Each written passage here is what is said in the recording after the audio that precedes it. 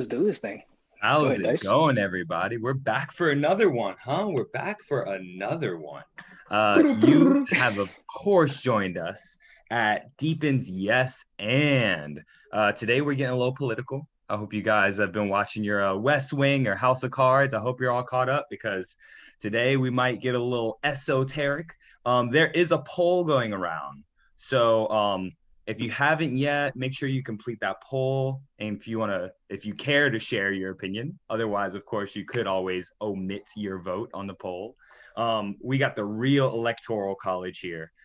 So just so you know, we're recording. We're going straight to Facebook. So we're on Facebook Live right now. You'll be able to find us on YouTube afterwards. Feel free to change your social. So I got my name down here. Instagram tag if you want to put your Twitter, Instagram, Facebook tag down there so we can connect afterwards. Feel free. That would be awesome. And of course, we are having our after party in Topia.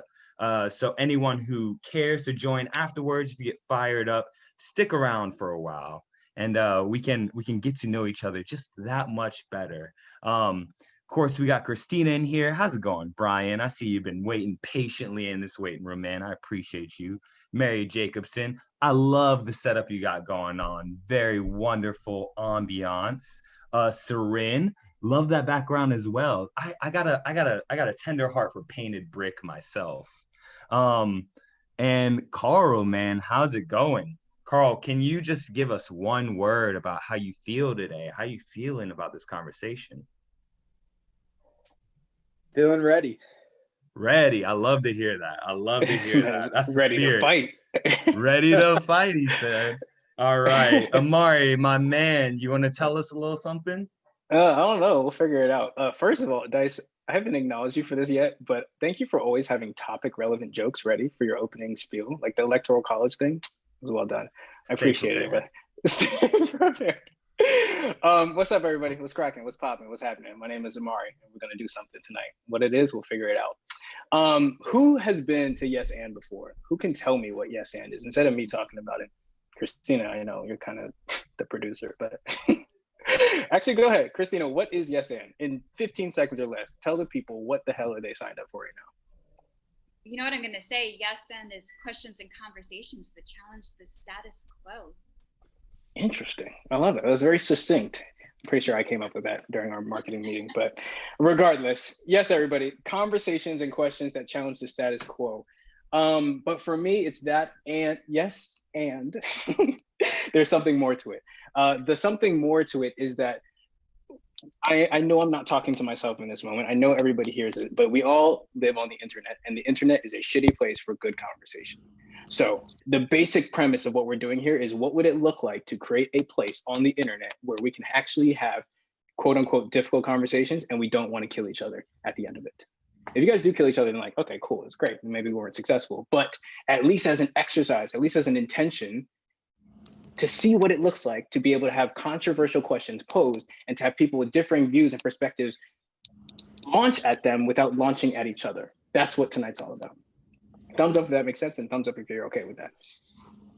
If anybody's not okay with that, go to Facebook. That's where you'll get all the fights and things that you're looking for. So that's what's happening. So tonight we have that very clear intention, and I think for me, what helps an intention to manifest, not to sound too woo-woo, but what helps an intention manifest is when we all come very clear and we all agree to certain agreements. Yeah. So what's going to happen in a second is we're all going to take a blood oath. So everybody have your, syringes or whatever you need ready. So raise your right hand and repeat after me.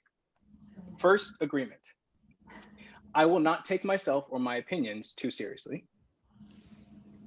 Not take myself or my opinions. You don't actually have to say it out loud. You can say it in your head. Really Thank you for whoever said that. I appreciate it. Number two, I give myself permission to be wrong.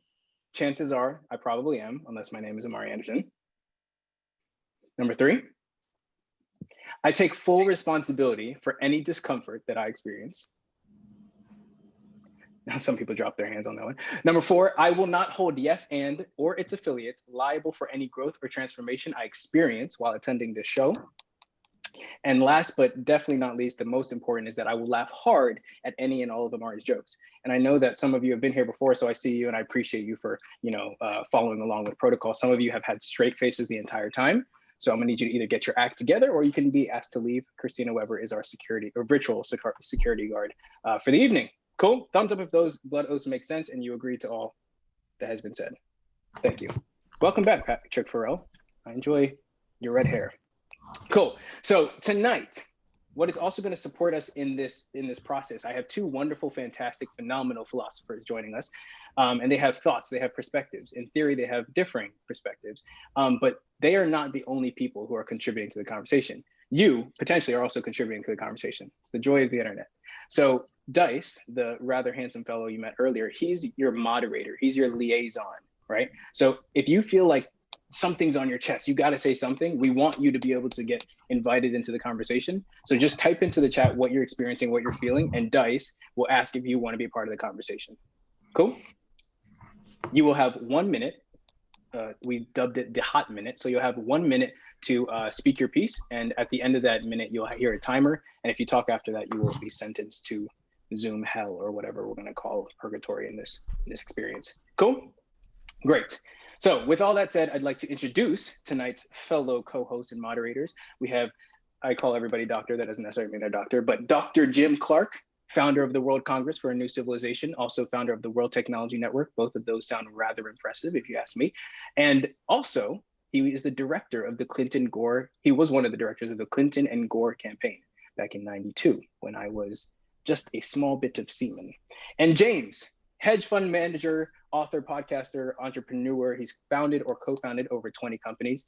And the reason he really stuck out to me, he wrote an article online called Why I Won't Vote. But that actually wasn't the article that brought him to my attention. The article that brought him to my attention was an article he wrote of how to argue against me. And I was like, hell yeah, this is my kind of person. Somebody who wants to be debated with and somebody who's willing to be wrong. And also when I talked to Jim on the phone prior to this conversation, I could hear the sincerity and the integrity in his voice when he said he's really just here to have a conversation. He's really just here to explore. So with all that said, I thoroughly hope that these two gentlemen entertain you and excite you and inform you tonight, and we'll see what happens. Cool? Yes, Christina has a question. Go for it. Do you want to end the poll? Yes, if you have not voted yet, make sure you vote. Otherwise, your vote won't count. I don't want to. Get out. I'm ending the poll. Sharing the results. So, interesting. We got 45% saying no, it's not wrong to vote. 30% saying yes, it is wrong. And 25% saying not sure. Okay, James, it's your job to convert those 25% not sure's. Cool. Well, I am not trying to convert them. I'm just trying to. Well, okay, no, actually, for this particular question, I am. Okay, I'm not trying to get them to not vote. I'm trying to convince them it's not wrong to not vote. Oh, I love that distinction. So yes, actually, that gives us a good point because tonight's question is it wrong to not vote? Every time we do yes and we posit a question, we throw a question into the pot and we see what people have to think about it. And instead of asking James and Jim to start it off with their answers to that question, I actually want to ask you, Jim, how do you define the word wrong? How are you even looking, like, what is the lens through which you're defining the word wrong? Go ahead, James or Jim, whoever wants to start us off. Jim? I guess wrong is something that's, in my view, is not supportable. You can't defend it, and you have no evidence to defend it. There's no argument that can be supported to defend it. Beautiful. And you're on the side that it is wrong to not vote, correct? I would say with the beautiful distinction that was just made, I don't believe, if we rephrased it, I don't believe it should be mandatory to vote. But I do believe that it's not the craziest thing in the world for people to feel shame or to possibly even be shamed, not as an organized act, about choosing not to vote. I think there are lots of reasons I believe that they should vote, and I believe those are meaningful reasons. What a political answer. Thank you, Jim. James, what do you think, man? Well, I think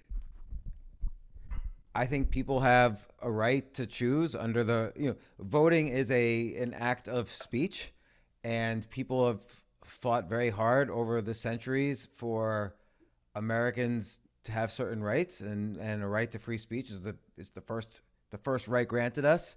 Voting is certainly participating in that right for free speech, which means we have, it's not an obligation, it's a right. There's no right to pay taxes, there's an obligation to pay taxes. Free speech, hence, which is an umbrella covering, among other things, voting, that's the right. So we have a choice, and that's part of the American system. There's other things too, but I would just ask Jim the definition a little bit more. What does should mean? Because it's not quite answering, is it wrong or not? What makes something wrong? Well, I mean, it's the equivalent, if you think of a society as the equivalent of a body made up of all these different cells and organs and so on. It's a really complicated thing. And I don't think you can tell people that they, I think when you say, you know, you might want to strongly consider eating much more healthy food. You're not mandating what they eat. You're not telling what they can put in their mouth, unless it crosses a certain boundary. And then you make laws, and then you kind of agree on that. But you might make those laws based on who was elected, based on votes. And then the people who would say, well, you're influencing my life in a way that you don't have a right to, one could say, well, we gave you the chance to be involved in the process of how we arrived at a law, that you have to stop at a stoplight in traffic, or you can't drive drunk on the road. We will impinge upon your freedom in various ways that affect the community. So there's kind of this loop where when we say we should, it's not just pointing your finger and saying you know better than someone. It's placed within the context of a system that is looping and recursive, and it evolves, and people can participate and change what goes on within that system. James, you got thoughts on that? Because I definitely got something I want to throw in there. Well, you say people should eat healthier food, and I agree with that.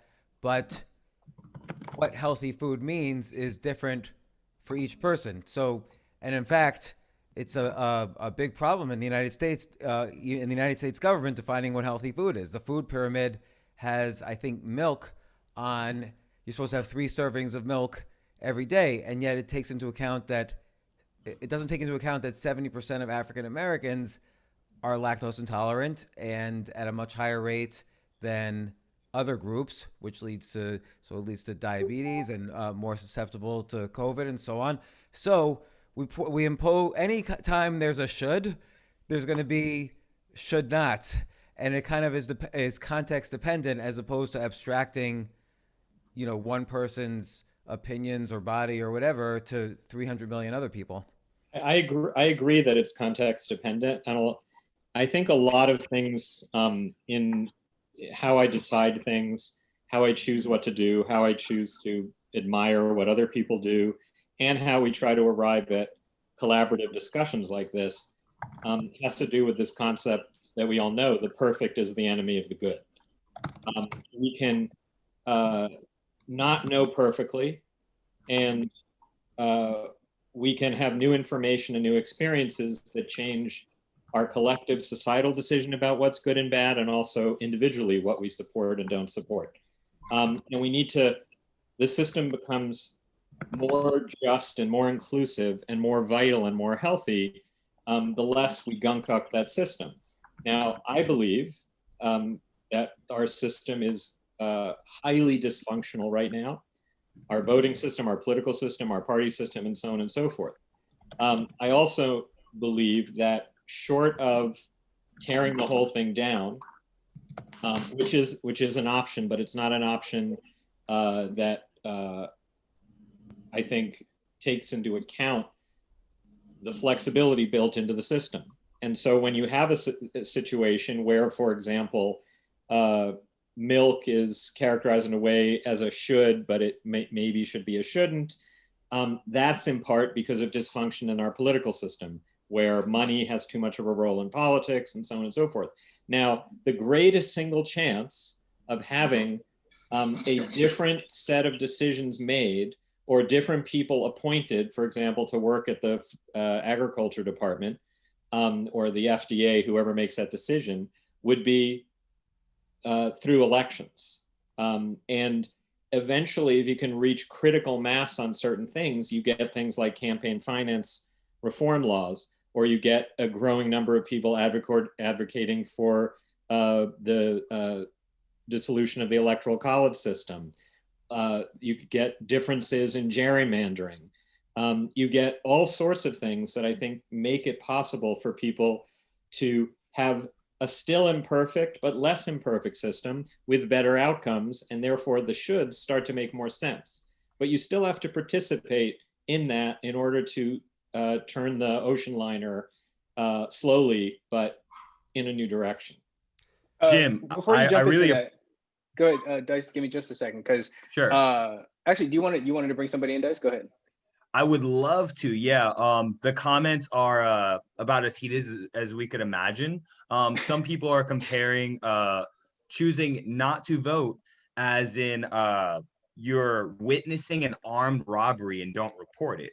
Meanwhile, there's some people who feel like the idea that they should vote, as you guys have been putting it, is bullying. So, Brian, I'd love to hear a hot minute of you. That's 60 seconds of your take. Try to keep it hot, not spicy, and you're on the clock. Go for it, Brian. All right, you're muted. This is a fairly recent phenomenon, this movement to get people vote, and it is what I call vote bullying. It is making people feel that they are somehow lesser citizens when they choose, and it is their choice, not to participate. We don't get a better result when more people vote. We don't get a more educated result when more people vote.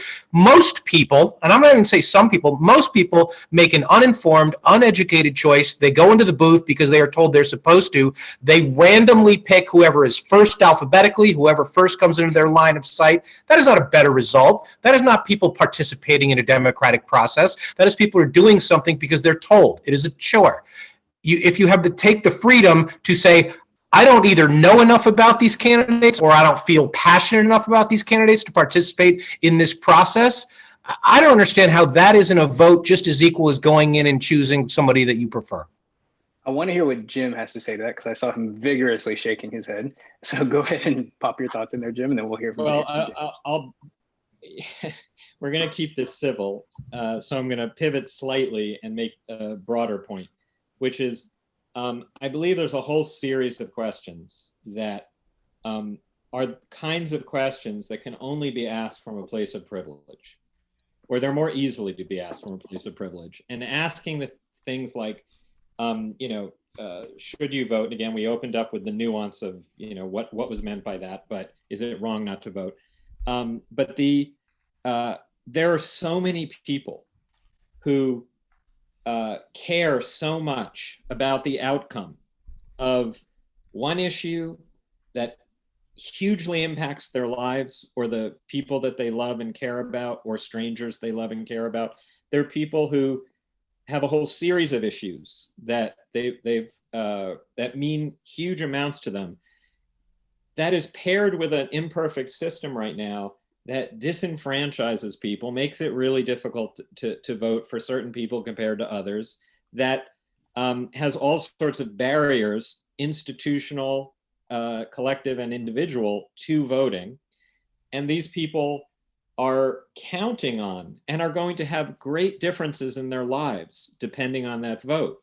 So when we look at these questions and have these discussions, they're useful thought experiments for the most privileged in society, who really don't see in their lives that big of a difference between who wins elections. But there's other people who really do see a big difference. And I think just to bring it back to your question, Brian, one thing about your question, when you talked about, people picking the alphabetically on the vote and so forth, I have never seen a line of voters at a polling place, and that goes double for this year, both in terms of numbers, so to speak, and intensity, where if you ask people why are they here, whatever side they're on or whatever perspective they have, they are definitely passionate. And most of them are pretty educated. And just as one quick final remark about what you said, Brian, people who don't necessarily think they know enough about or haven't spent the time, they listen to other people that they trust and institutions that they trust. And that's something that people are pretty sophisticated about. And I think that's a good thing. Cool. James, talk to me. What are you thinking? What's going through your head? I especially am very curious about what you have to say about this idea of privilege, because as I posed this question on my Instagram, I feel a lot of people were using that buzzword. I just want to get your thoughts on what that is. Yeah, I think Jim's right. It's definitely a privilege to be able to vote, and some people have barriers to voting, which also is an infringement on their First Amendment, or actually, it's an infringement on their 24th Amendment rights. So there should be as few barriers as possible to voting. That's part of America. Voting is part of the system. Absolutely, constitutionally, people have the legal right to vote with as little friction as possible. And conversely, have the right to not vote if they don't believe in the political system, if they don't like either candidates, if they are not interested. That's a privilege of being in the United States. Many people are not even interested in voting. To Jim's other points, it's very unclear that more vote, and this is also to Brian's point, but in different opposite sides, it's very unclear that more voting gets you a better political system, gets you laws that are more fair. In fact, there's a lot of evidence, and we just see this every 2 years in congressional voting. The more voting there is, the more likely the incumbent will win. I think if anybody disagrees with that, I'd be happy to understand why, but that has, for the past 230 years, been true in the United States. And so again, I would ask Jim, if the argument is that more voting doesn't necessarily, or we know doesn't improve the system on average, would you change your opinion that it is wrong not to vote? Well, what in fact, hypothetically, just a thought experiment, what if more voting actually increases the probability that we will not get a political system that we think is fair for all? Would you then say it's I just think we have to look historically over the broader span of history. So many people who were citizens couldn't vote for a very long time. First, it was it was always by gender until a century ago. It was clearly by race. We have a constitution that defined for many decades Black people as 3/5 of a person for calculated reasons and without allowing them to vote 3/5 of a vote. You have the Jim Crow laws and all the other barriers that were in place that had to be changed by elected representatives elected in the 60s for the Voting Rights Act, et cetera, that changed who could participate. So the idea that more people doesn't make things better may be true for Southern white landowners, and who were men. But for the rest of the country, over the span of those 230 years, I think we have, maybe not every 4 years, but over the broad span, the more we've expanded voting participation, the more the society has adjusted to the needs, rights, and concerns of more of the population, and not discounting them. How do you know that? I think American history is. By the way, just as an example, more women had PhDs in the 1920s than in 1960.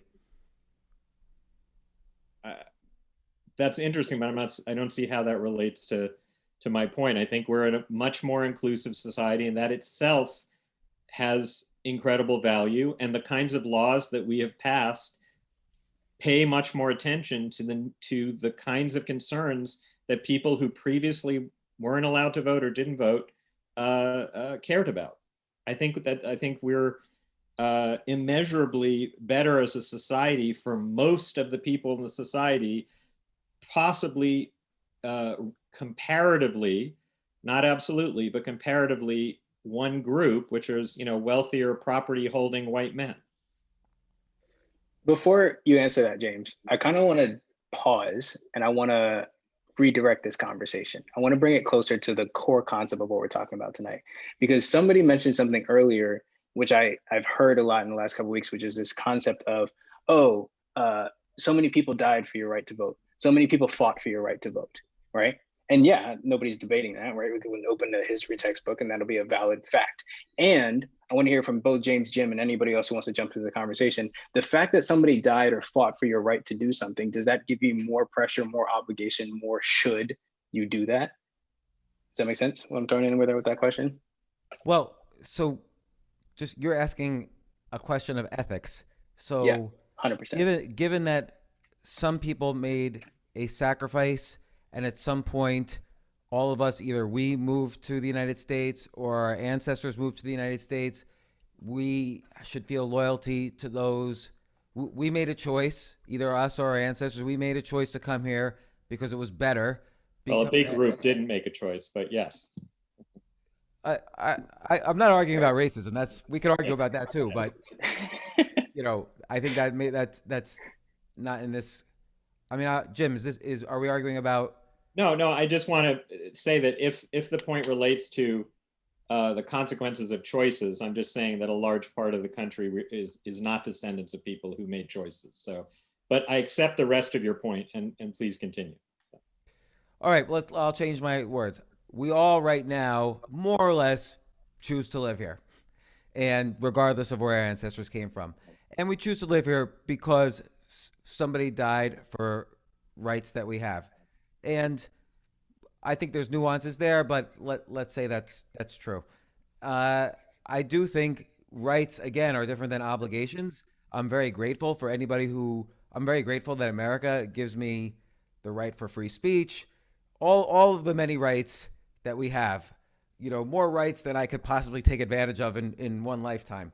And I express my right I personally choose to express my right, my privilege to not vote. And we could debate whether that hurts or helps different issues. It's unclear to me, and there's no evidence that more voting helps different groups, because there's a lot of evidence that it doesn't. And, I don't know who told people to die for the right to vote. Certainly every former colony of England, everybody votes. Some of them did it without voting, without fighting or dying, like Canada or Australia or New Zealand or whatever. And some there's been more violence, like the U.S. And the political system as it stands is, Jim, you bring up race. You brought it up quite a bit. You brought up the 3/5 clause in the Constitution, and the Electoral College itself is a racist political system. It was made, specifically the electoral system was made to keep the rights of slave owners balanced with the legal rights of non-slave owners. And that was a political system that was enforced by the Electoral College. I don't believe in that political system, so I don't want to vote in it. Beautiful. Can I say something? Who's that? My name's Michael. Michael, you got to go through Dice. Dice, send him a message and we'll get him. I'm the gatekeeper, Michael. Send me DM me. But I would like to bring in someone who did have a awesome point. Her name is Sarin, and she is a U.S. presidential candidate. Celebrity. Right now, she is positing that we should eliminate emotion from all of these decisions. I'd love to hear what you got to share with us. You're on the clock. Thanks, Dice. It's Serene, and it is an honor to be here with everyone tonight. So my point was that a lot of times we make decisions with emotion, especially voting, and that emotion and logic are on opposite ends of the same spectrum. It's physiologically impossible to reason correctly when we are emotional, and many people are voting out of fear. And so it's important to help people understand that so that they can relax and take in the bigger picture and think about long-term consequences, because a lot of our legislation came from very well-intentioned places. but we didn't reason through the how is this actually going to work? How is this actually going to affect people? Are we actually addressing the cause of whatever we want to correct or improve? And so I feel that that's really important because we see in the media, especially people running for office, they are trying to scare us, many of them, don't vote for this person because this is what's going to happen, right? There's a lot of fear. And when people feel fear, they tend to go into fight or flight mode. And right now with COVID and, the lockdowns and the protests and all this stuff that's been happening all year, many people are coming from a place of fear. So they're voting from a place of fear. And so I am a bit concerned with, people voting in ways that eventually they're going to regret whenever they recognize, oh, this wasn't actually in my best interest or anyone else's best interest. I really deeply, truly, in my soul of souls, really appreciate that, Serene. Thank you. Thank you, Dice. And the reason that I deeply appreciate that is because for me, this question isn't wrong to not vote. There's an inherent question of, do we have the right to shame somebody to vote or to not vote, right? That's essentially what we're talking about here, right? Do we have the right to pressure somebody in, right? And what you're talking about right now, Serena, is so valuable because that is one of the emotions that people are voting with, right? Like whether it's fear or whether it's shame or whether anger, whatever it is. And if, like you're saying, on a physiological level, we are literally not capable of making logical, reasonable decisions when we are in that state, then it is inherently, we are working against the things that we're voting for. We're inherently voting in a defensive state, not in a progressive state. I would love to hear what James and Jim have to say about that. So thank you, Serene. Serene, thank you very much. I agree with very much with what you're saying, is that there are a lot of complicated emotions in voting. Obviously, there's a lot of manipulation to manipulate those emotions. Otherwise, candidates wouldn't spend any money on ads. What are the purpose of the ads? Is to create some emotion that entices you to. You can't have a reasoned, logical argument in a 30-second ad. So you're just creating emotions like the advertising industry does to get someone to vote in a certain way. But also, that's more to my point, is that when people either don't have enough information or are afraid, they tend to resort to, as we know, cognitive biases. And the bias in every voting system is to vote for the incumbent. Incumbents almost always win in almost every election. More people who vote, the more complacency in the voting, the more incumbents feel they have a mandate because they got such a great turnout voting for them. And I don't think that's fair to the citizens or the political system. I don't think increase opportunities for incumbents does anything to help the system or help the people in it. And I agree. I think the fact that emotions do persuade voting, so money is spent by candidates on, changing your emotions before changing your rational reasoning. I think that's more of a reason to. We can't determine our cognitive biases. It's almost impossible to even understand how they affect us. So again, if you honestly don't know, if you obviously aren't clear about the nuances in the political system, what you like about it, what you don't, and you don't really understand the issues of the candidates and how they relate to your own issues, then certainly not wrong to not vote. And I agree with you, Imari, or just to answer your question, shaming, the ethics of individuals should match the ethics of your rights in a political system. And so if the government can't infringe on my right to free speech, why should someone who might be biased one way or the other, I'm not talking about any specific election, but why should someone who's biased one way or the other attempt to infringe my rights to free speech? And again, voting is speech. So I don't like it when anybody, government or individual, infringes upon that right.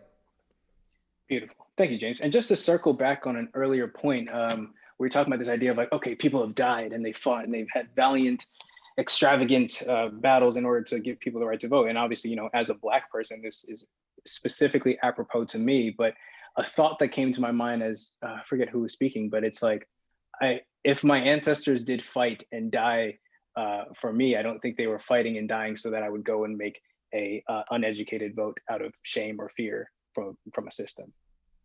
Just want to throw that out there. Go ahead, Jim. earlier I said the idea of the perfect is the enemy of the good. And there's some parallels, perhaps tenuous, between the concept of perfect and logic. Humans are an amalgamation, a very interesting, fluid, unpredictable amalgamation of logic and emotion. We have brains and physiological systems that lead us in all sorts of different directions. Many poems have been written about this.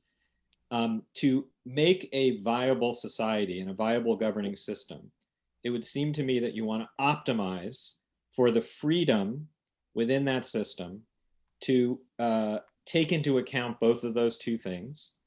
The laws as well should do that. So when you have a increased ability to manipulate people against their will, which is what we're seeing with, Cambridge Analytica and so on and so forth, then we can pursue that and say, okay, that's unhealthy for the system.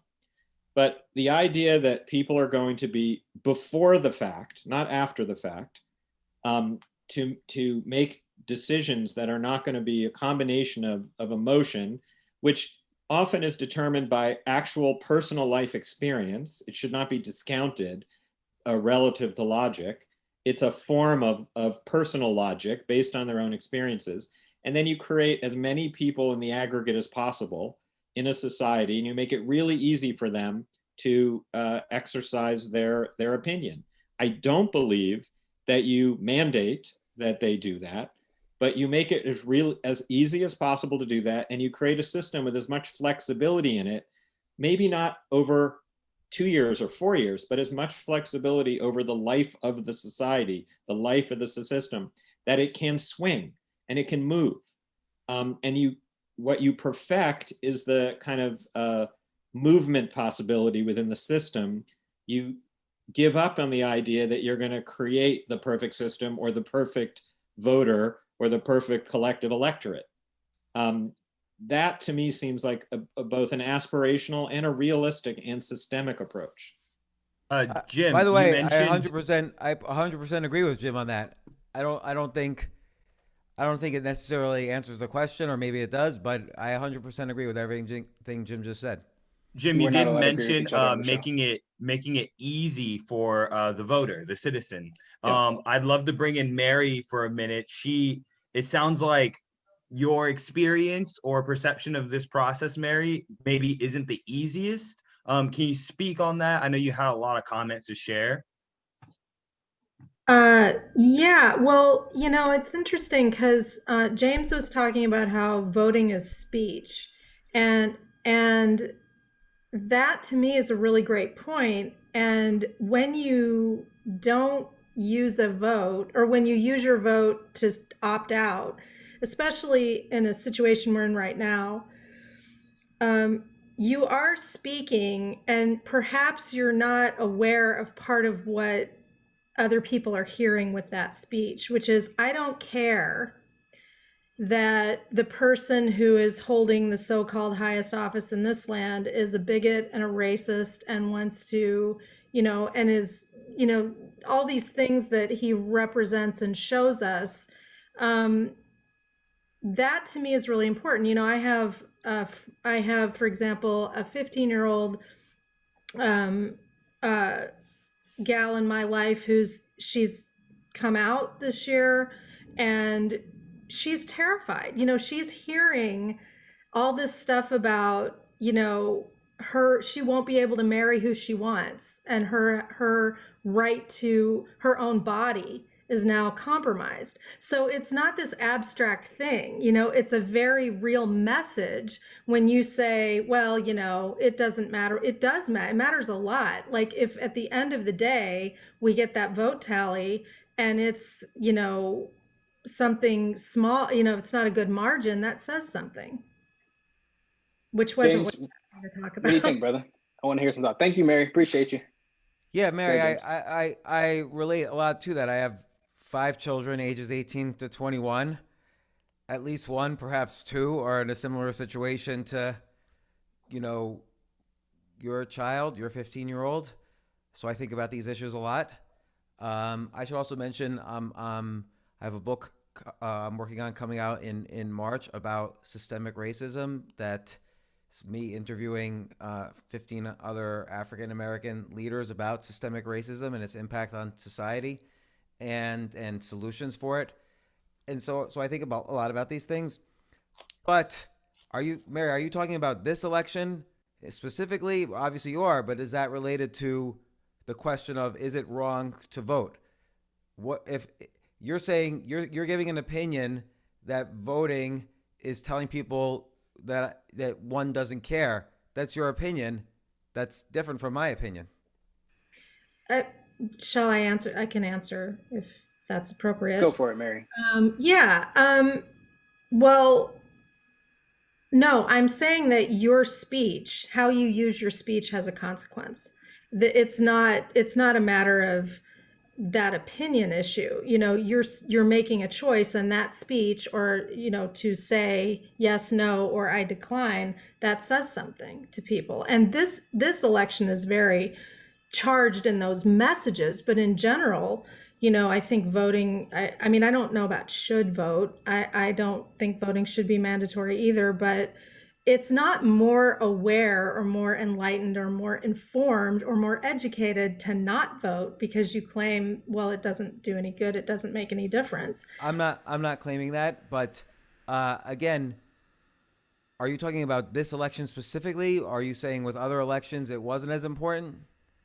I mean, I would say in this election, I am speaking specifically because this is a 15-year-old girl watching this election. But in my life, it's always been hugely important. In my life, I mean, my family was always, politically interested and active. And where I come from Kentucky, and I come from an era where court order, where schools were not desegregated. And there was the Klan in the streets and things like that. So making those statements has always mattered on a civic level. That's always mattered in my life. I've always seen it have an impact.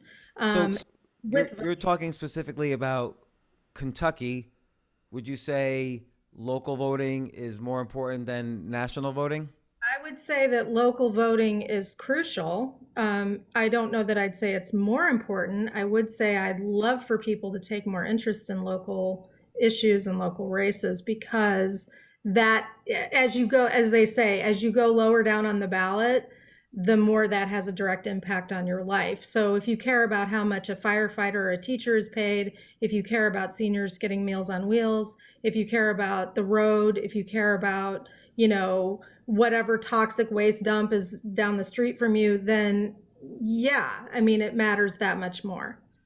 So I will say I do think local voting, I agree, has more impact on your life than national voting. I've never voted in a presidential election. I do intend to vote in local elections. I've held fundraisers in New York City for mayoral candidates. I've been very active in local politics. So again, when you say not voting is you're telling people you don't care, I'm just questioning if that's your opinion or if there's real evidence that when people don't vote, they're communicating to everybody else that they don't care. Well, I mean, I can only speak for myself. And that's correct. Yeah, I only speak for myself, but myself matters. And it matters that when I hear someone say, well, I'm not going to vote in this presidential election, I say to myself, it feels, and that does matter whether we like it or not. To you. Very much like, yeah, and I matter. You matter too. Not to me. But that's my point. You're saying my feeling, my experience, that my physical safety, my rights in my body, my ability to have agency in the world is less important than your choice to that you don't see this existential threat. No, that's not what I'm saying. You're ascribing meaning to my action that doesn't exist. I might be very much concerned about a woman's right to choose, systemic problems in racism, your daughter's right to eventually marry and have the benefits incurred by that. But by not voting, I might feel she's more likely to have those rights. It's your opinion that my not voting is somehow not caring about those things. But that's purely your opinion, which I don't agree with. So I am entitled to my opinion. I would like to bring in a secondary opinion on this. Michael Ventra mentions it looks like he's rebuttaling that it's more of a responsibility and an obligation. And speaking from the perspective of a veteran himself, I think this would be a really cool opinion. So, Michael, would you like a minute? Good thoughts, Mary. Thank you, James. You're on mute, looks brother. like you're muted.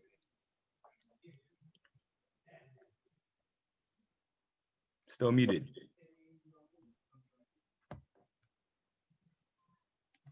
He's going to use all 15 seconds then. Yeah. So, okay. Well, first of all, as a veteran, so you're asking about what people feel, you know, people who sacrifice what it is, how they would feel in regards to people's right to choose to vote or not vote, or did we make that sacrifice for people's right to vote? And that's not really it. Veterans, at least most veterans, they, you know, choose to serve their country to give people the right to choose, whatever that may be. Hopefully it's for the greater good. So, you know, voting or not voting is your personal choice. We're not here to tell you how to vote or what you should vote or shouldn't vote. We're not fighting for you to vote. We're you know, hopefully fighting for your right to choose, you know, life, liberty, and the pursuit of happiness, however you may deem to see that fit. Now, I'd like to regard what you guys were talking about, a racist history as far as the United States. And, you know, I have factual evidence to support that history is incorrect. And I'd like to start with the Articles of Association. First, let me direct you to the Avalon Project website, which is part of the Yale Law Library. I don't know how much time you got in your hot minute. Reminder, it's only 60 seconds per share here. Fair enough. If you want to, but definitely link us. I put that link in there. Do you see that? I don't know why my screen went out. Let's see here. Enter. Yeah, go ahead and share the link in the chat. There it is. If anybody wants to, they can jump in. So, cool. Well, what I'd like to direct you to in there is the first part of it, where it's a rebuttal. It's actually a redress of grievance straight to the King of England. And the second thing offered to the King of England, number 2, which is, we will neither import nor purchase any slave imported after the 1st day of December next, after which time we will wholly discontinue the slave trade, and will neither be concerned in it ourselves, nor will we. Oh, sorry, Michael, you went out. Appreciate it. Thank you. I appreciate the fervence with which you well, had that I'm opinion. sorry. That was just one. I was almost finished with that. It's all good. We got to move on to Jim, but I appreciate it. Thank you. Okay, Thank go you. ahead. Thanks, brother. Appreciate your opinion, for real. Thank you very much. Jim, go ahead. I see you raising your hand.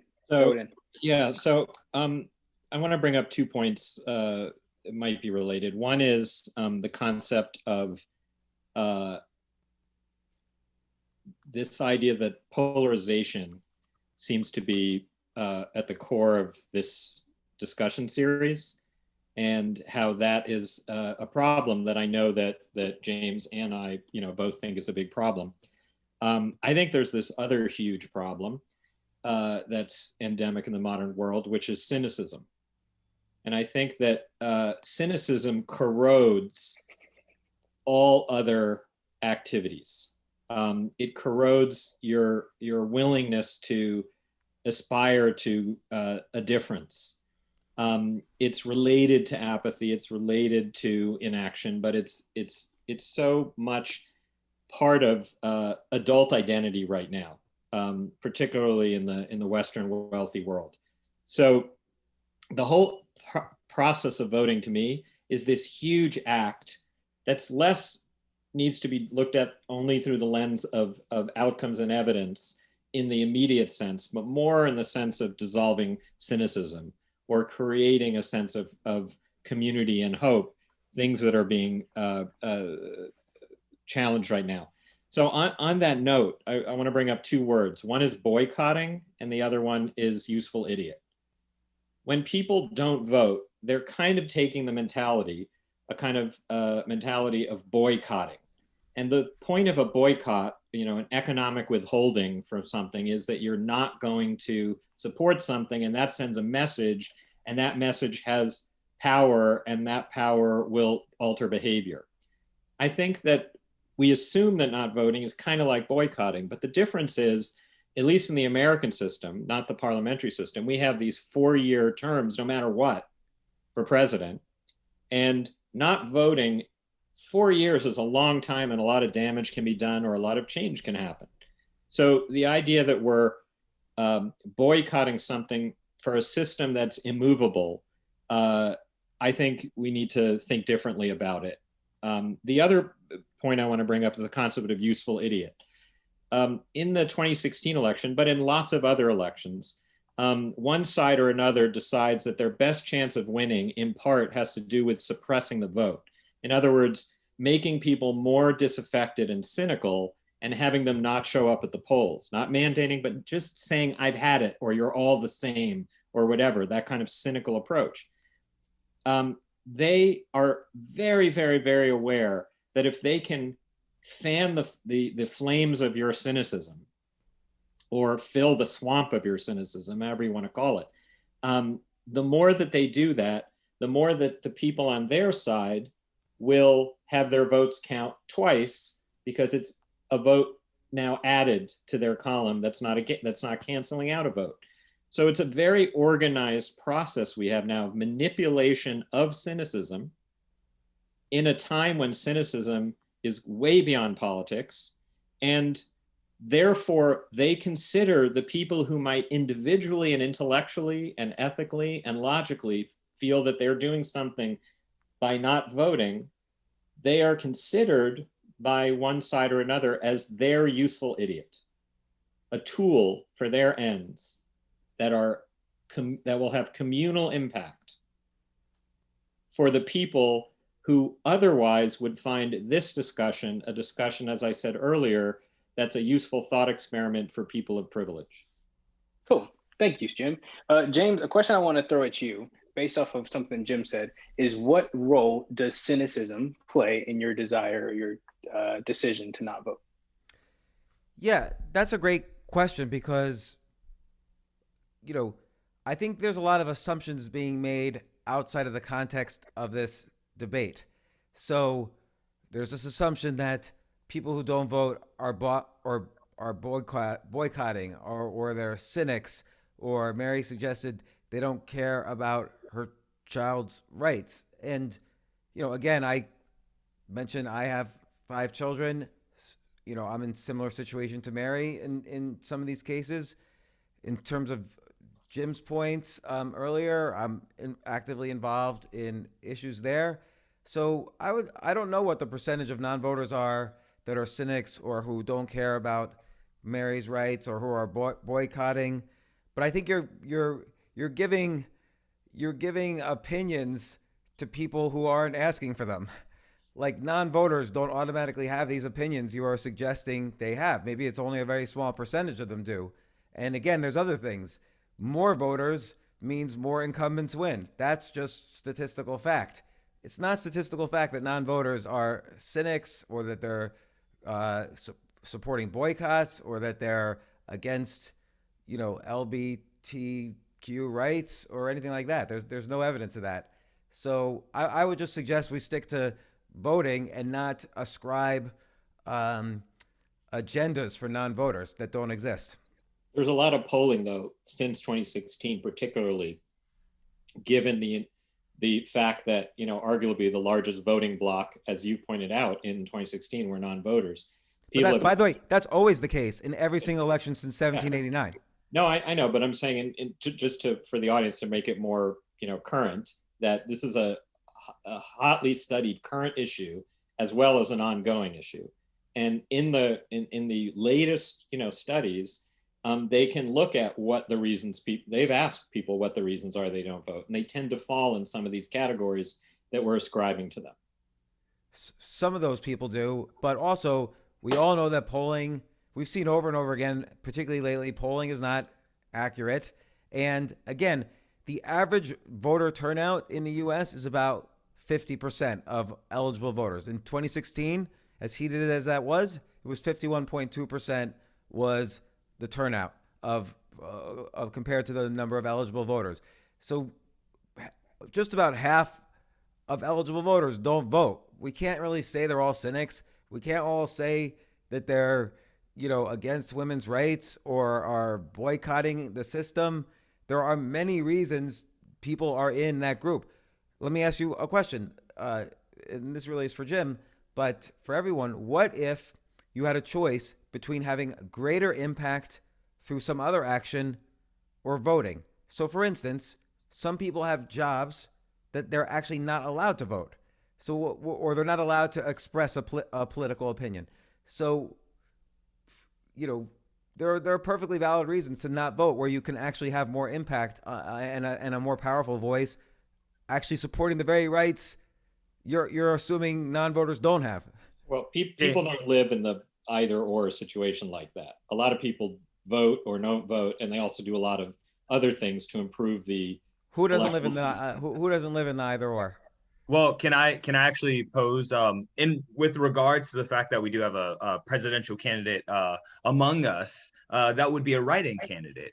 In which case, many people would say that is a no vote if you don't vote either Democratic or Republican Party. A lot of people claim that is just as bad or void as a no vote. Can you speak on that a little bit, James? Because that is sort of in the middle, right? It's a vote, but it's sort of not. That's a great point, because look at 2000, the election of 2000. A lot of Democrats, myself included at that time, were very upset at Ralph Nader and the people who voted for Ralph Nader. Now, I've switched my mind on that, and I think the people who voted for Ralph Nader are very principled about what they believe in, and they voted for the candidate who they thought was best to run the country, as we should, which suggests perhaps the political system is wrong. Perhaps there should be, you vote for three candidates, and the candidate who has the most total among the three wins. So again, the political system could be more ripe for reform rather than the question of whether to vote or not. Certainly, you should vote or not vote for whoever you want or don't want to. That is guaranteed in the First Amendment of the Constitution. Someone suggested in the chat earlier that it's like watching an armed robbery and not reporting it. Then you're saying voting is and I think this is similar to what some of you were saying. Then you're saying voting or not voting is a question of being ethical or not ethical, but that's clearly not the case. I mean, you can't say 160 million people in the country every 4 years are being not ethical for placing one of those votes. So, again, vote for who you want or don't vote because you either believe in a different political system, or you believe that voting for the lesser of two evils is still evil, or you believe that the candidate you wanted is not on the ballot, or because you think if you vote, you will be inadvertently and unknowingly biased in some way that will prevent you from having greater impact in another way, which I think is a very legit reason to not vote. So a thought that's going through my mind right now is that if we were to boil down a lot of what we're talking about, it seems like this hiccup that we're hitting, this obstacle that we're hitting over and over again, regardless of what side you're on, this obstacle that we hit is when we project our own moral values onto somebody else. When we say, this is the way Correct. I see life and the responsibilities and the obligations of a human, and I say that you must ascribe and subscribe to these as well. I think that's what we're getting to, because then that also brings us to the question of defining what is wrong, right? Because what's wrong for me is not going to be wrong for James. It's not going to be wrong for Jim. And the problem that we hit is when I say what's wrong for me is also wrong for you, and you are a bad person, you're a terrible person, you're a cynic, or you're whatever, if you're not seeing through the same lens that I'm seeing. Does that make sense for everybody? And Imari, I agree with the whole point. Just to add one more point to it, we could absolutely agree on every single issue, but you could we could disagree on the solution. Yeah. So, and I'm not saying you, but just for everybody. So I think I very much agree with where Mary stands on things, or where Jim and where you stand on things. And I choose to have impact in other ways. I don't believe in the way the political system's managed. I personally think it's evil to vote for the lesser of two evils, but I'm fine if you don't think that way. That's just my thinking. So I then take action in other directions where I think I could have greater impact than being 1 out of 160 million votes. Mm-hmm. So basically, there's many ways to skin a cat. Yes. Beautiful. Jim Clark, go ahead. Or Dice, were you about to bring somebody in? Sure, yeah. While we're discussing ways to skin a cat, I was gonna bring in Shai. Yeah. No, but Shai mentioned that actually the only way to make change is to vote, which kind of contradicts James's positing here. So I'd love to hear that contrast for a minute. You can hear me okay? Yes. Well, first, I think that we're having a very dangerous discussion, and I'm going to sound a bit extreme. I know that.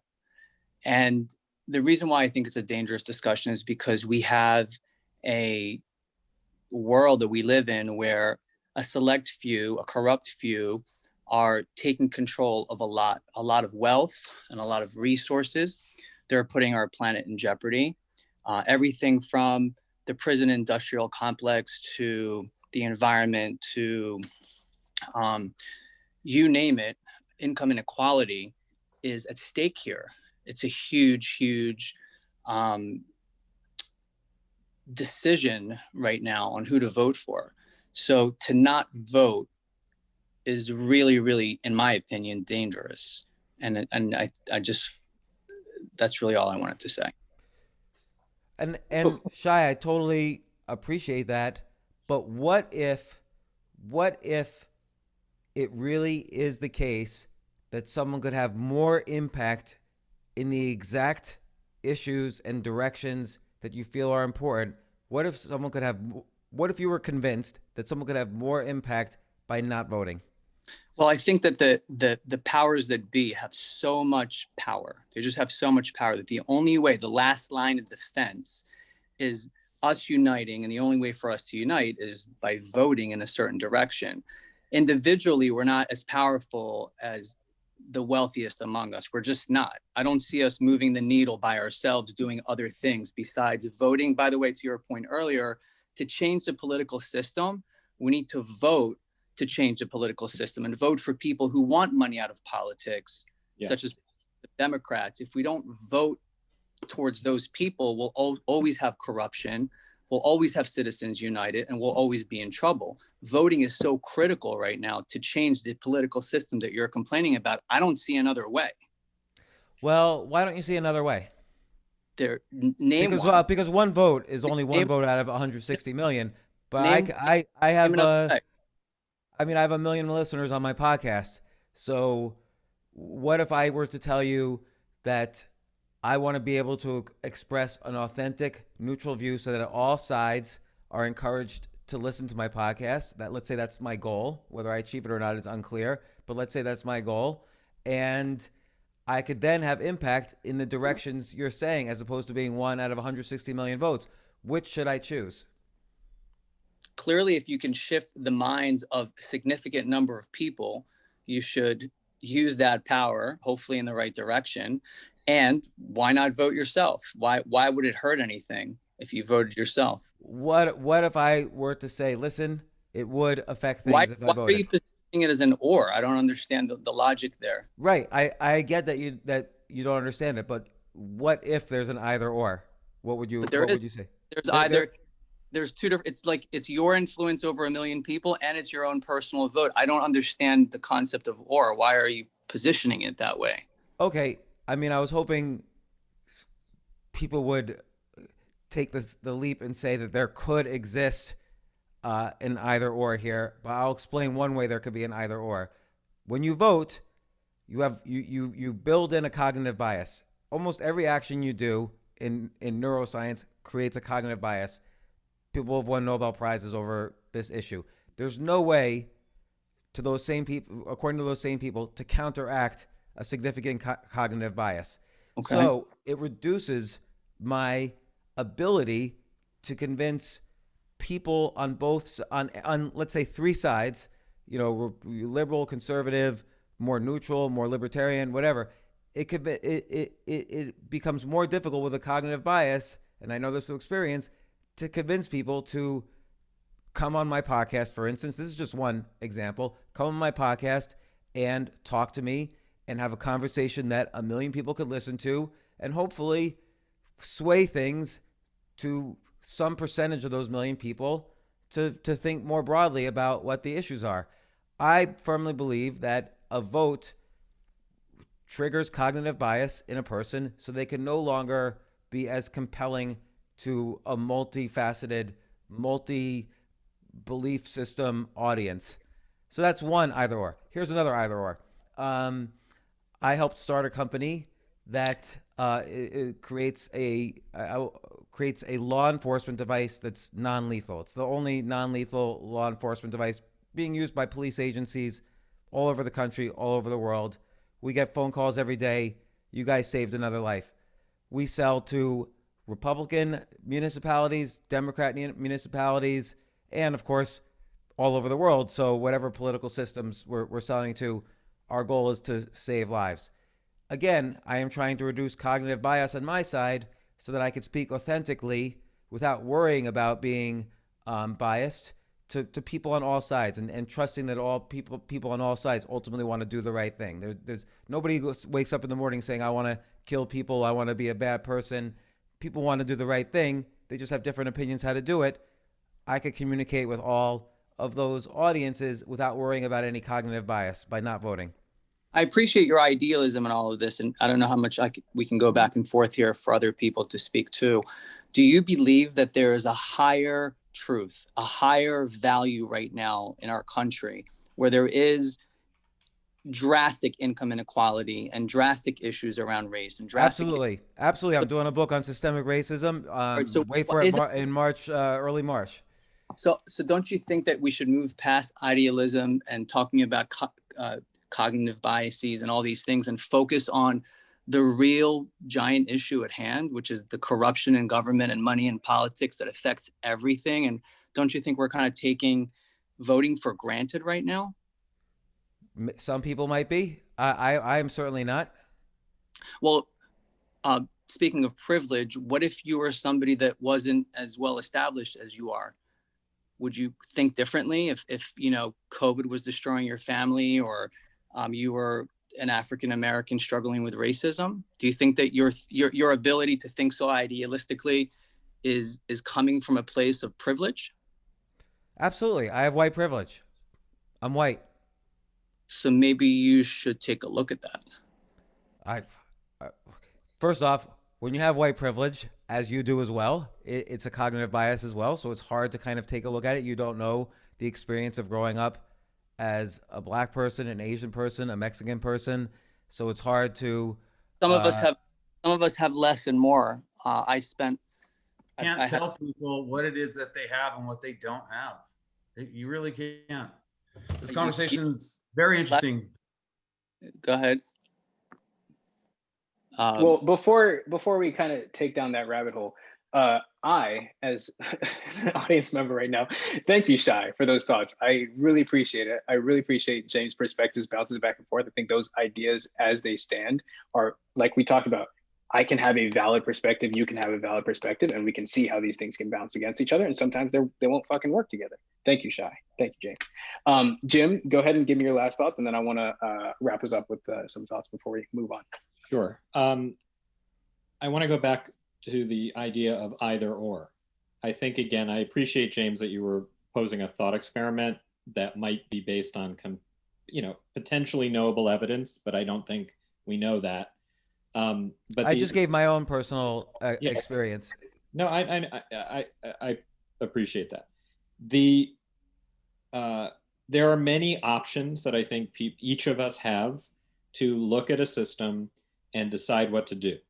I have a system I use that I talk about in my public speaking, which is to ask the question, what do I believe is right and what do I think is necessary? Do it with an open heart, do it with an open mind, based on new information, new experience. You can change your opinion. That gives you an answer.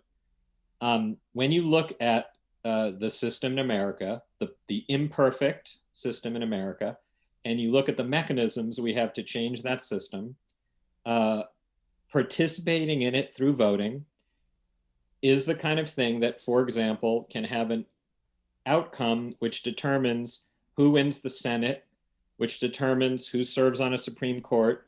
And guess what number of votes in the history of America has often made the difference in millions, tens of millions, hundreds of millions of people's lives?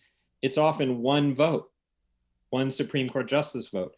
That's part of a long chain of participation that makes that vote possible. That's the example when people always say one vote does make a difference. Well, in the chain, it does. I think we have to also remind ourselves that history doesn't give you a choice whether you want to be involved in it. The currents and flows of history, you are in it anyway. You're in the band. You didn't get asked to join. Within those currents of history, then we can decide whether to be less or more involved, or in how many things to be involved, as James has gotten involved in multiple things, and I have. But the idea that in a country where a lot comes down to sometimes one vote in a Supreme Court or one vote in a congressional decision, we know that. And we know some of those decisions are quite consequential, particularly for people who are not beneficiaries of the kinds of privilege we talked about, and who would really like to see differences in those outcomes. If that's all true, and we're not forced to make an either-or decision about what we do, I'm not saying that people should be mandated to vote. I think that we should give as many reasons and be as enthusiastic and as inspirational as possible, and not cynical about voting, and that is not shaming people in a negative sense. It's inspiring people to take advantage of rights that impact, if not yourself very much, often other people greatly. That, to me, gets back to my original point. When we ask ourselves to be an ethical person, what do I believe is right and what do I think is necessary, in ways that go beyond benefit to ourselves? And that is what living in a society is.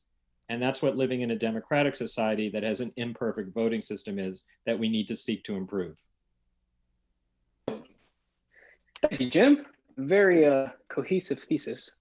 Cohesive thesis, that rhymed. Thank you, brother. I appreciate that. Thank you for those thoughts. I'm going to give James in a second a moment to respond to that.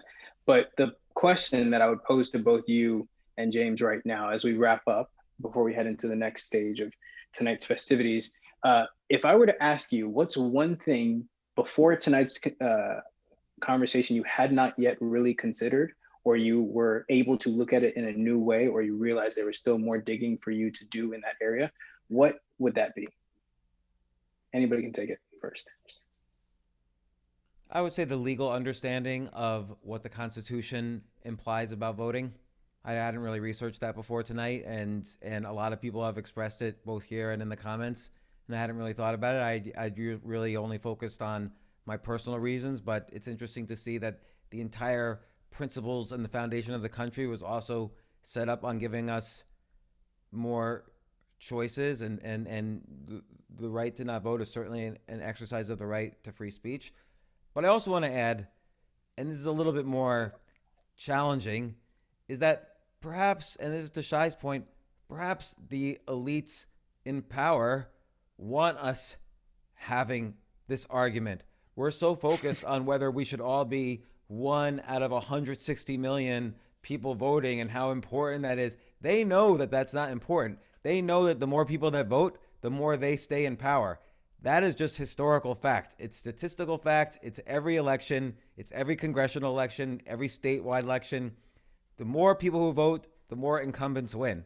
And so the elites in power like us arguing about the importance of our 1 out of 160 million people influence that we have, so that we're allowed to have a voice. And I would challenge people, find ways, because it's possible for every single one of you. Look at, Serene in the comments is running for president. Find ways to have greater impact in your community. It's open to all of you. Don't be fooled into thinking that your vote gives you a voice. It doesn't. Find other ways to have a stronger voice. Oh, love it. Also, before I pass that off to you, Jim, I think what's really, maybe I'm a romantic or an idealistic at heart, but what I'm hearing that we actually all do have in common is that everybody here wants some form of change. Everybody here wants to see that change happens, right? It's kind of like what James said earlier. We just have different mechanisms of approaching it. And right now we're caught up in saying that your way of doing it is wrong and my way of doing it is right. But at the core soul of it, everybody here is like, yeah, the shit that we have right now is not what I want. Yeah? Okay, Jim, take it away. I would say that I'm going, because of this conversation, I'm more open to researching and looking into the implications of voting on post-voting behavior. In other words, our psychology as voters. Do we make decisions differently when we have skin in the game as a voter? That's always been seen as a positive thing. I'm interested to see if it's a mixed bag. Cool, amazing. Thank you, Jim. Thank you, James. Appreciate you. Appreciate everybody who jumped into the conversation tonight. What's about to happen is that Christina is about to run the poll again. And I want to see if there's any difference between the results of the poll at the beginning of the conversation and see if there's any difference in the polls right now. So when you see that pop up on your screen, let me know immediately. 3 people say no. Okay, all right, starting to balance out. I'll read out those results in just a moment. James and Jim and Dice, I'm about to pass it around to you if you want to take 20 seconds or so and just let people know what they should follow you for, what projects you're working on, any kind of end of the discussion comments that you want to make, and then I'll pass it off to Christina. So we'll start. James, anything to say? Anything people should know about you as we wrap up? Sure. Amazon just released an 8-episode series based on my book Choose Yourself, which contains just sort of like ancillary to a lot of the ideas I've spoken about here about how you can choose yourself to have the impact in the direction that you want to secure rights for yourself, your loved ones, your family, your community. And I personally have not watched the series because I don't like watching myself on TV, but people tell me it's an interesting watch. I appreciate it. Jim, what's up? What should people know about you? I'm putting a lot of my attention these days into a new nonprofit I started. The name actually is about to change, but the current name is the World Congress for a New Civilization. And we're basically trying to figure out, relevant to this discussion and not through voting, how we can take the 7.7 billion people on the planet, most of whom don't feel engaged and participative in co-creating the future and addressing the existential crises facing humanity right now, and kind of set up mechanisms for them to begin to feel more engaged, so that with the idea that with more involvement, we will have more representative outcomes and possibly able to harness more of that civic energy just when we need it. Beautiful. And then to round us off, Dice, the man of the people, the liaison, the lobbyist for the constituents. What do you have to say? That may have been the most fun I've ever had in my life. But yeah, no, thank you guys. That was awesome. I'm an educator and I run like Dungeons and Dragons via Zoom, and you may have seen me at your latest masquerade party. So honestly, I don't really have anything to promote, just like keep being awesome. Fantastic. I want to add, like, thank you, Imari and Christina. Thanks for inviting me to this. It's about an issue that I've cared about for a long time, which is how to have impact in society and on your community. So I really appreciate you inviting me to join this debate. And Jim Clark, if you cared, then why aren't you voting? I'm just kidding. Go ahead. And Jim, I just want to say, go fuck yourself. I'm just kidding. Thank you. Exactly, you already wrote that to me in the chat. All right. And again, Christina, who I've known, Imari I just met recently, and the rest of you. James I've known slightly, but Christina, I just want to thank you particularly for inviting me. For those of you who don't know, Christina is involved in so wide variety of activities that basically, I think provoke people into a higher level of engagement with life itself. And for that, I also thank you. So sweet. Thank you. So just to round us off, I'll give us the results of the poll. Is it wrong not to vote? 87% of the people in this chat voted. 44% said yes, it's wrong not to vote, and 48% said no, it's not wrong to vote. So quite the nail biter in the chat. Christina, you want to wrap us off? What was it at the beginning? At the beginning, we had 30% yes, 45% no, 25% not sure. Movement. Maybe it's different people in the chat. Go ahead, Christina. Thanks everyone for coming out and joining us. WeDeepen is a growing network of interactive online experiences and entertainment for people who want healthy relationships. So please, there's a lot of new people in the space. Awesome to see you. Please continue to come check out the schedule. We're going to continue to launch new experiences. As most of you know, pre-virus, we were in-person experiences. So it was a hard stomach to transition over into this online space. And now we're embracing it because we realize we have people in the space here tonight. I'm here in Annapolis, Maryland, some in LA, some in Florida, some out in New York City. So we get to all come together and have thoughtful dialogue, discourse, learn, evolve, grow, and connect.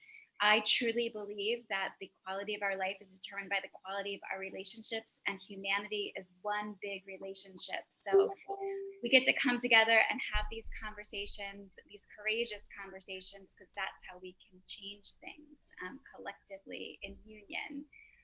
So thanks everyone for coming out. The after party, there is, I dropped a link in there. I'll drop it again. Please come over in Ditopia. It's a space where you can walk around and video will pop up and we can have one-on-one dialogue and continue the group dialogue. We also have some cool experiences coming up. Next week we're off. We usually have Mind Sports the first Wednesday monthly. However, we're taking a break and for elections, and we're gonna sit quietly and see what happens as we all regroup. And then we're back next month with Mind Sports on December 2nd. That's the first Wednesday monthly. And we're going to do a little fun debate of Gen Z versus boomers. So we're going to talk about life as it is of the 20-somethings versus... Everybody forgets about Gen X all the fucking time. I'm sick of it.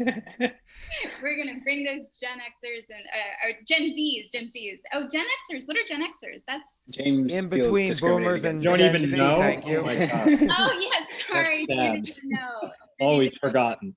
James They were is born Gen in the XXX. 4 minutes between, yeah. Well, and then on 11/11, Wednesday 11/11, we have Omega Males, which happens the second Wednesday monthly. I think Daniel's in the house too, here with us. Omega Male. It's a men's group for women too. So come join the work and jump in on the discussion there. That day also, we launch a new series called Relationship Role Models. See, Love, Lived. It's going to launch at the 11/11 Unify Global Gathering, 2 p.m. in the afternoon. That will stream. And it's actually Imari and I are going to dive deep into Gay and Katie Hendricks' relationship. If you guys know Gay and Katie Hendricks, Gay Hendricks wrote The Big Leap. Together, they've written over 40 books on how to have a loving relationship, go to the next level. They're awesome. We get to dive and explore their relationship. And then the Great Love Debate, Brian Howie, we heard from him tonight. Great Love Debate is online on November 18th. We're going to have some bachelor and bachelorettes join us for that, some celebrities in the house, and we're going to talk dating and relationship and sex and love in 2020. And then the last I'll leave you with is Yes End. Yes End, we're coming back again the fourth Wednesday monthly. So November 25th, we're back again. And next month's question, to confirm with Imari, but we have it as, are gender roles necessary to keep society intact? Is that what we're going with, Imari? Sure, the spicier the better. I mean, until we get sued, right?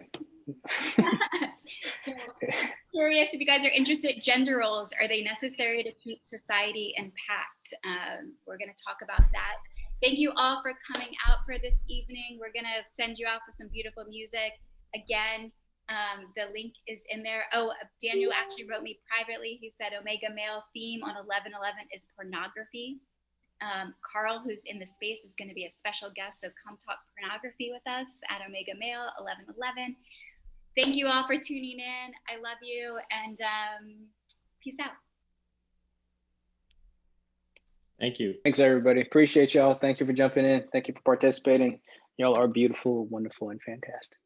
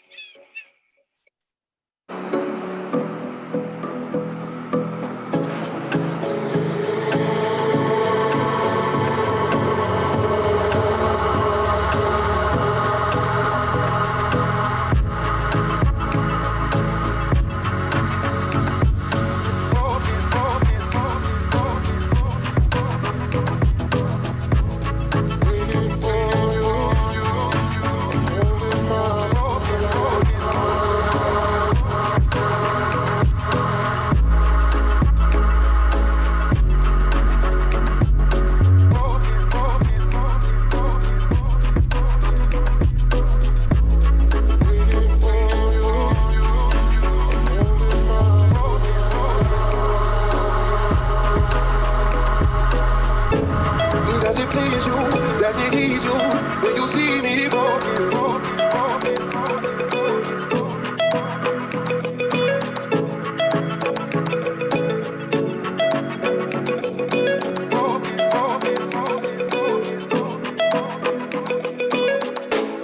does it please you? Does it ease you when you see me walking, walking, walking?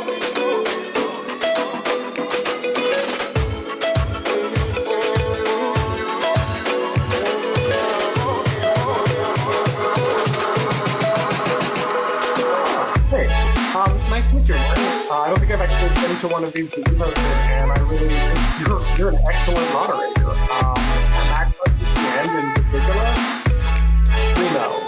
Like, yes, that was an insightful one.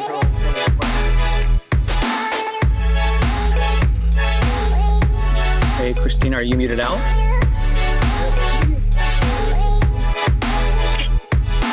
No. I've been to one of these is hosted by you.